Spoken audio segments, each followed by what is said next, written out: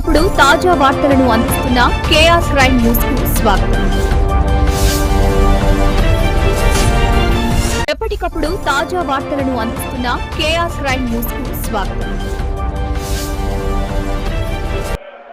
1946 నెల్లూరు జిల్లా మూలపేటలోని దేవాలయాలకు వెళ్లి దళితులకు ప్రవేశం కల్పించారు.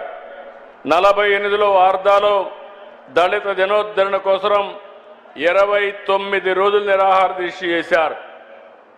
అదే సమయంలో మెడ్రాస్లో మీరు చూస్తే 1952 అక్టోబర్ 19 దీక్షకు దిగారు. 58 రోజుల త్యాగం గురించి అందరూ చెప్పారు, నేను ఎక్కువగా చెప్పక్కర్లేదు.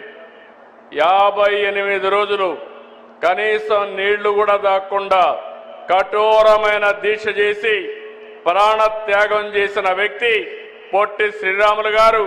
ఆయన త్యాగాన్ని శాశ్వతంగా గుర్తుపెట్టుకోవాల్సింది తెలుగు జాతి అని కూడా